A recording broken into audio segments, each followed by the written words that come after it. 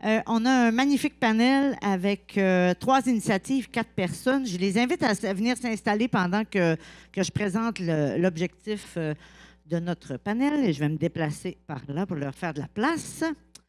Alors, le panel, on l'a appelé Innover et investir autrement. Donc, ce sont des initiatives qui ont touché des gens qui ont dit « Ah, c'est donc bien intéressant, il faut qu'on fasse connaître ça pour nous dire oui, on peut oser le changement. » By the way, j'ai noté la délinquance institutionnelle. Elle ne l'a pas dit de même, mais c'est pareil. On n'oublie pas ça. Donc, je les invite à se joindre à moi. Alors, Mme Mata Poutougou, qui est directrice des services sociaux au Centre de santé Inuit-Civique, je vous invite à venir vous asseoir. Merci. Bienvenue. Monsieur Daniel Latour, qui est travailleur social et directeur de la protection de la jeunesse au Centre de santé Inuit-Civique également. Bienvenue. Madame Jessica Côté-Guimont, qui est directrice et ex-placée du collectif ex-placé DPJ Unis pour la jeunesse. Et Madame Nathalie Sazeville, qui est travailleuse sociale, PhD, directrice de la clinique universitaire de travail social et qui est professeure de l'unité d'enseignement en travail social à l'UQAC.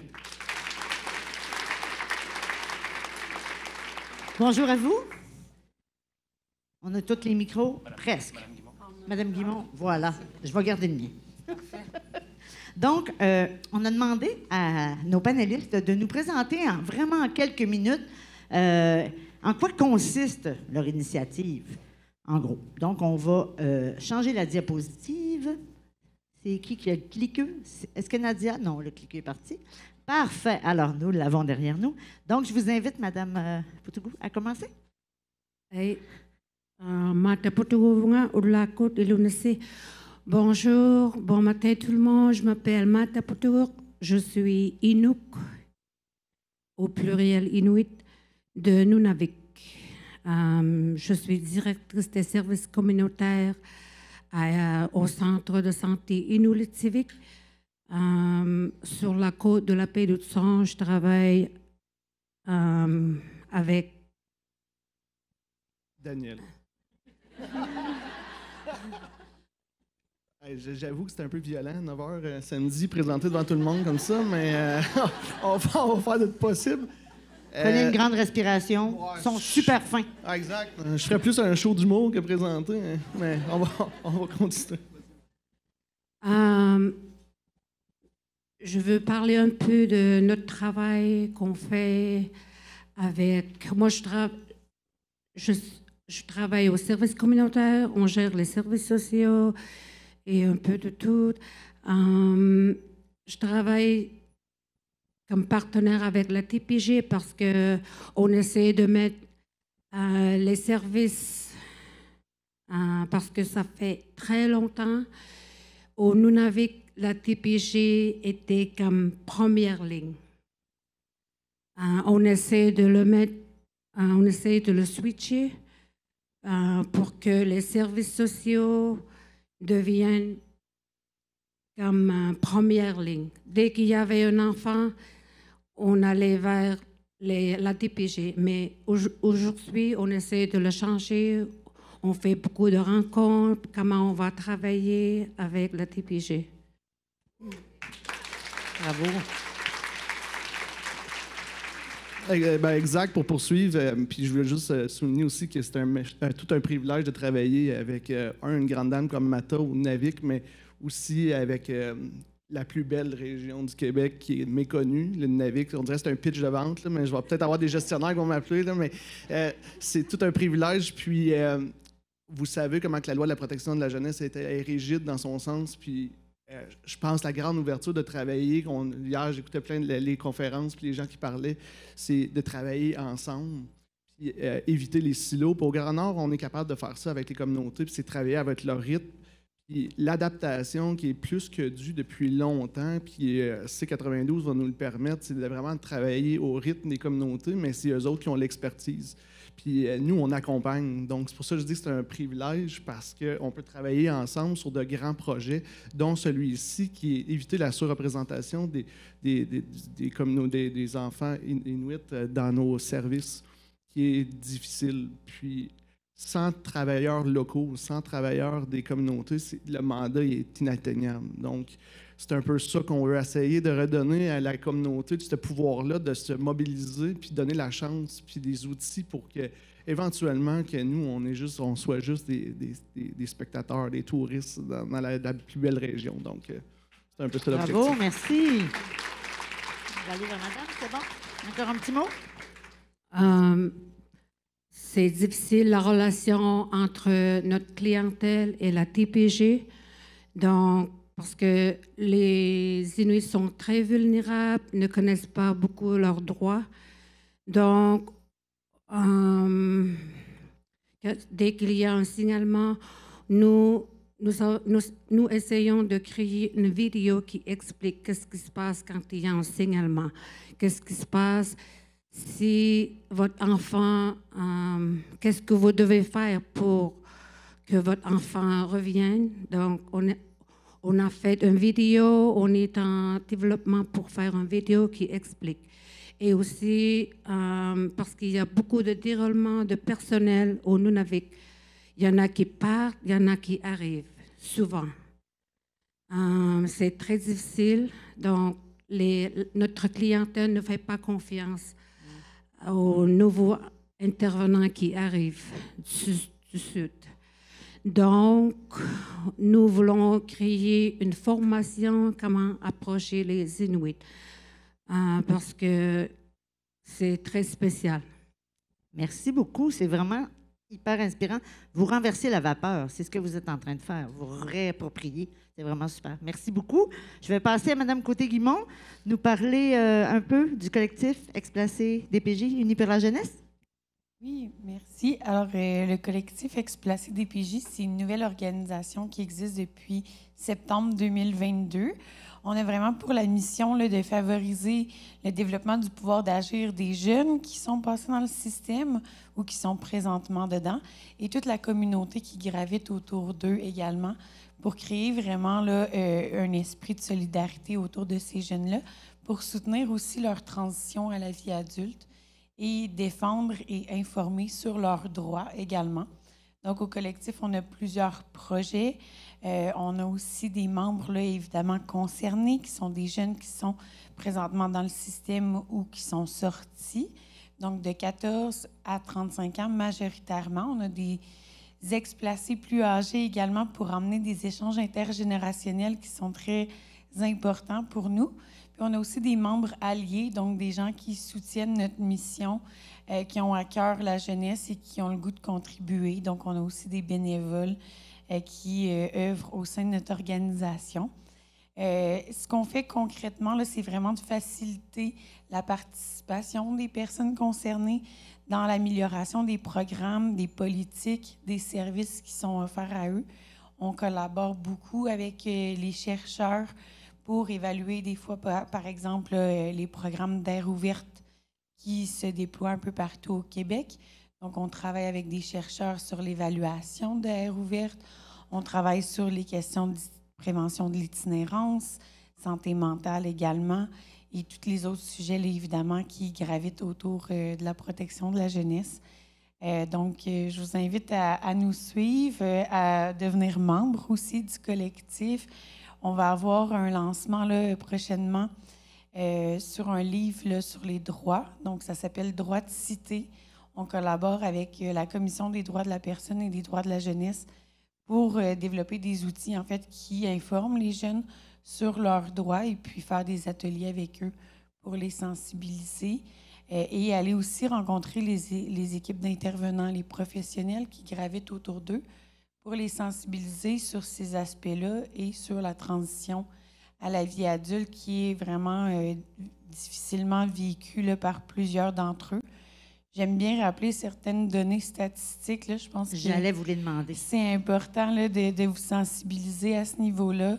Donc, ce qu'on a découvert là, grâce à l'étude sur le devenir des jeunes placés, l'EJEP, menée par Martin Goyette à l'ENAP, c'est qu'en fait, un jeune sur 3 qui va sortir de la DPJ, tout milieu confondu, va vivre un ou des épisodes d'itinérance avant l'âge de 21 ans.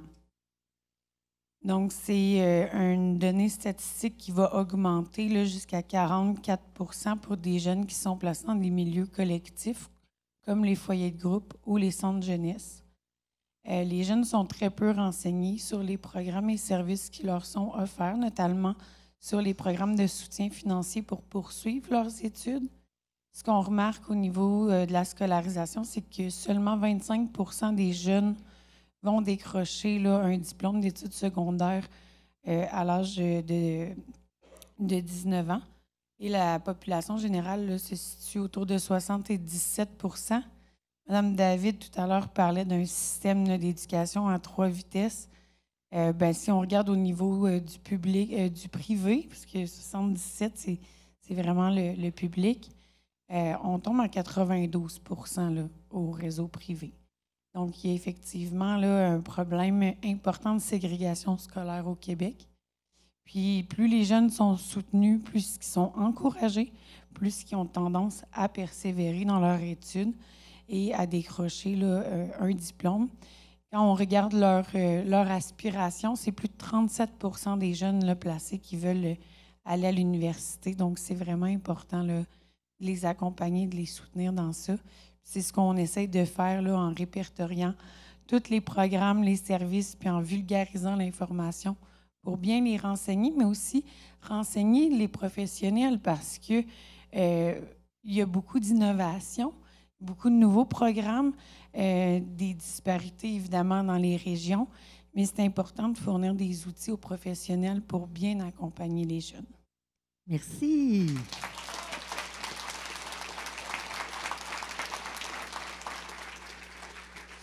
Madame Sasseville, Oui. parlez-nous de la clinique universitaire en travail social, une innovation que vous avez lancée il n'y a pas si longtemps. Non, c'est une innovation qui a été institutionnalisée en 2019, en fait, suite à l'évaluation de nos programmes et surtout plusieurs commentaires de nos étudiants qui nous disaient que souvent la formation était très, très générale, ne permettait pas nécessairement de faire l'intégration de la théorie vers la pratique. On a mis en place une clinique universitaire au Saguenay-Lac-Saint-Jean, qui se retrouve à l'Université du Québec à Chicoutimi.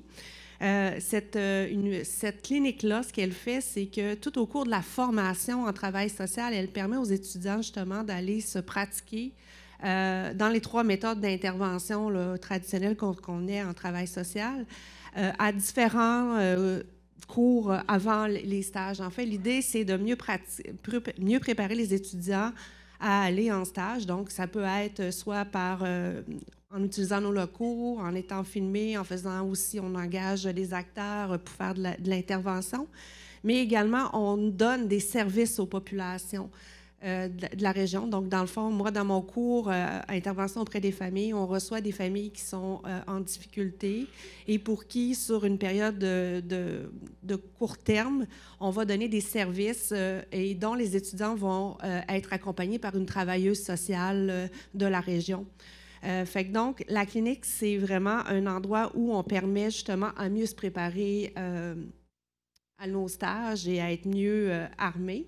La clinique, ça sert aussi aux professeurs qui veulent être plus pertinents aussi dans leur enseignement, hein, parce qu'on sait, moi, j'enseigne, mais ma pratique, elle était loin, là, elle devient loin. Fait que donc, en étant toujours en contact avec la clientèle, ça nous permet de nous, en tant que professeurs, d'être mieux formés, de se maintenir à jour dans nos compétences. Puis, ça permet aussi de faire de la recherche aussi, parce qu'il y a un volet recherche qui nous permet justement d'évaluer nos enseignements, mais aussi de continuer de la recherche, notamment sur des approches particulières, là. Merci. Bravo, c'est génial. Je vais faire du 2 pour 1 dans mes questions. Ouais, ça va bien aller. Vous nous avez un peu dit qu'est-ce que ça donne, hein, déjà, comment. Mais c'est quoi les défis que vous rencontrez, puis comment vous réussissez à les relever dans ce que vous avez à faire? Puis je vais commencer par vous, Madame Côté-Guimond, histoire de changer l'ordre. C'est sûr que nous, au collectif, on vit toutes sortes de défis. Là, le fait juste de créer une organisation à but non lucratif est un défi en soi, on doit se l'avouer. Il faut commencer par trouver 3 personnes. Donc déjà, c'est compliqué quand il faut bien s'entourer, avoir des bons alliés. Sinon, tu sais, c'est sûr qu'après, ben, il faut faire nos preuves pour avoir accès à du financement. Donc, c'est le nœud de la guerre au niveau communautaire, là, d'avoir accès à du financement. On peut se trouver chanceux là, quand même au collectif. On a reçu beaucoup de soutien, beaucoup d'appui, ce qui nous a permis justement de prendre notre envol. Mais ça reste quand même quelque chose qui est fragile. Et puis, on aimerait bien là, que ça soit plus facile pour les organisations naissantes d'avoir du soutien. Souvent, on est admissible à du financement seulement après 2 ans d'existence. Donc, c'est 2 ans de bénévolat à faire nos preuves pour s'assurer là, de pouvoir avoir du financement. Donc, beaucoup de sacrifices personnels qu'on doit faire, mais surtout, les enjeux se retrouvent là, dans l'accompagnement qu'on peut aussi offrir à nos jeunes qui ont des traumas aussi non résolus. Il manque énormément de services thérapeutiques au Québec, accessibles, admissibles aussi. On parlait tout à l'heure de la RAMQ. Là. Je crois que ce serait important que les services psychologiques soient couverts par la RAMQ.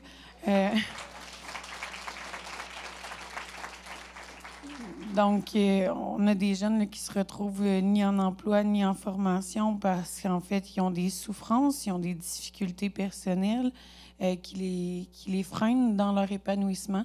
Donc, c'est des enjeux là, qu'on a au quotidien, de pouvoir mieux les soutenir puis de développer l'entraide et la paire-aidance au sein de notre organisme. Merci. Vous, de votre côté, Mme Tipoutougou? Notre défi, c'est pour l'adaptation à notre culture, parce que la TPG, les lois de la TPG sont très spécifiques. Donc, pour l'adaptation pour notre culture, ça va être plus difficile. Aussi, notre clientèle, parce qu'ils ne font pas de confiance avec la TPG, comment on va les gagner? Merci. Pour faire du pouce, c'est vraiment la mobilisation, comme Mata dit, regagner la confiance. Mais l'objectif, c'est quand on parle d'un enfant Inuk, il devrait toujours avoir un Inuk à l'entour de la table. Donc, c'est ça le réel défi.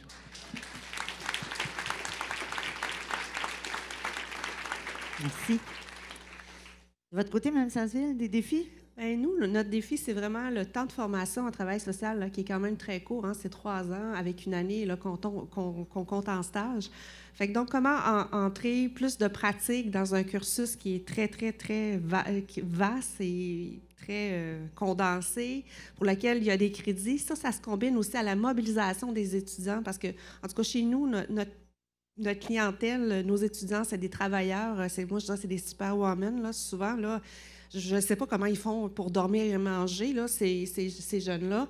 Donc, de leur demander de se mobiliser en plus du cursus scolaire pour pouvoir développer des compétences, faire je dirais, des activités extrascolaires, ça devient un défi de mobilisation là, si ce n'est pas rattaché à quelque chose comme un crédit ou un cours. Donc, c'est vraiment notre crédit, là, la mobilisation, puis pouvoir faire davantage de pratiques. Excellent, merci. Je m'en viens vers vous. J'ai des personnes avec des micros là, qui volent vers vous quand vous avez besoin. Est-ce qu'il y a des gens ici qui auraient des questions ou en ligne, ceci étant dit? Je vous invite, moi j'en ai plein, là, des questions, mais peut-être que vous autres, vous en avez. Levez la main, on va aller vers vous. Questions, commentaires, on prend tout. Il y a quelqu'un ici? Je vais vous demander, est-ce que vous avez le micro? Ah, on n'en a plus. Plus de micro. Terminé. Vous n'avez pas d'eau non plus, hein? Est-ce qu'on peut amener de l'eau à ces personnes? Merci beaucoup. Donc, la personne était juste là. Levez votre main. Ah, bonjour, monsieur, qui êtes-vous? Bonjour, je m'appelle Christian Gagnon. Bonjour. Je travaille à la permanence de l'ordre. Ma question est pour Mme Potougou et M. Latour. À propos justement des différences culturelles, je vais faire une affirmation et j'aimerais que vous me disiez si elle est exacte ou inexacte. Je crois que les intervenants allochtones ont tendance à sous-estimer le rôle de la famille élargie et du voisinage dans les soins aux enfants et l'éducation des enfants. Est-ce que c'est le cas? Et si oui, qu'est-ce qui est fait quand vous les accueillez pour les sensibiliser à cet enjeu-là qui vient influencer l'analyse quand vient le temps de décider s'il y a lieu de choisir un milieu de vie substitue. Est-ce que vous avez bien compris la question, Mme Potougou, ça va? En effet, c'est un enjeu quotidien pour tous les intervenants en protection de la jeunesse au NAVIC. C'est la connaissance et la confiance. Donc, quand on cogne pas à la porte, mais quand on rentre dans les maisons, l'enjeu, c'est de la collaboration, puis d'amener les gens à apprendre à connaître les intervenants pour qu'on puisse déterminer un endroit dans le milieu élargi. Mais c'est notre quotidien, c'est trouver vraiment la ressource dans la communauté. Donc, mais c'est un défi parce que la collaboration est difficile. Ça nous prend des gens locaux pour nous accompagner dans cette démarche-là. Puis il y a plusieurs initiatives à l'intérieur des communautés qui nous permettent d'avoir cette discussion-là avec les gens à l'intérieur de la communauté. Donc, on essaye de s'en sortir, mais je dirais que c'est quand même un défi. Vous voulez dire quelque chose de plus, Mme Potougou? Ça va? Il a répondu, parfait, super. Ça faisait du sens? Est-ce qu'il y a des questions, Corentin, en ligne? Non, pas de questions en ligne. Écoutez, oui, madame, bonjour. Qui êtes-vous? Luce Lepage. Moi, je travaille avec les communautés Premières Nations Inuit depuis plusieurs années. Puis, un des défis que j'ai remarqué, puis vous l'avez mentionné, c'est d'avoir des intervenants Premières Nations Inuit dans les communautés. Mais c'est souvent des régions éloignées. Donc, il y a le défi de la formation. OK? Puis, là, il faut qu'ils sortent de leur communauté, qu'ils s'en viennent à Montréal ou à Québec ou dans les grosses places. Fait que, il y a beaucoup de gens des formations ici, là, les universités, les cégeps, que les formations aillent dans les communautés pour former les gens qui sont sur place et qui pourraient, à ce moment-là, travailler chez eux. Donc, je ne sais pas, Mata, c'est quelque chose qu'on a déjà discuté, mais la formation sur place, collégiale, universitaire, pour ne pas faire sortir. Donc, aller vers plutôt que de demander aux gens de se déraciner. Oui. Je pense que ceux qui donnent la formation, parce qu'il y a des programmes pour les Inuits avec le Cégep Marie-Victorin, je pense que les enseignants se déplacent. Et il y a aussi pour l'Université de McGill qui donne la formation aussi aux Inuits. Ils viennent au nord. Super, merci. Alors, je vais être dans mon mot de clôture. Alors, je vous avais demandé, est-ce que vous avez un message à nous transmettre là, pour la suite de notre journée? Après ce moment-là, on s'en va dans nos ateliers. Il y en a un, se mobiliser justement pour les Premières Nations et Inuits. Je pense qu'il y a des choses à faire. Il y a des rapprocher les services sociaux des populations. Il y a toutes sortes de thèmes. Je vais commencer, tiens, avec vous, Mme Sasville. Bien, moi, le message que j'aurais le goût de vous dire aujourd'hui, puis que je dis toujours à mes étudiants, la première chose, avec comment je me présente, c'est en affirmant que je suis travailleuse sociale. Pourquoi? Parce que moi, je suis fière d'être travailleuse sociale. Je trouve qu'on est compétent. Je trouve qu'on fait la différence dans le changement social. Et ce que je veux, c'est que mes étudiants puissent développer ce sentiment-là de fierté et de compétence, de savoir où est notre rôle et comment on se distingue pour pouvoir bien s'affirmer et bien mobiliser les acteurs du milieu.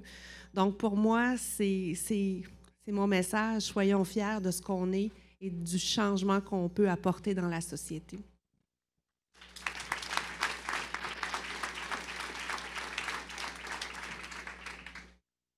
Moi, j'aurais le goût de dire mobilisons-nous, mais ça serait de répéter un peu.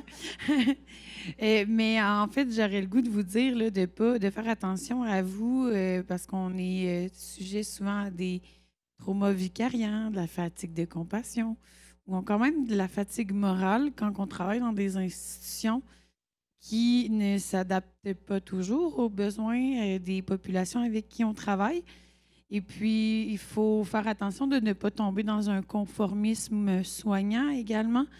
Donc, pour pouvoir faire changer les choses, une culture, je pense que c'est important de sortir de l'omerta et donc de se rallier tous ensemble pour porter une parole collective. Puis, c'est en se ralliant qu'on est plus fort aussi.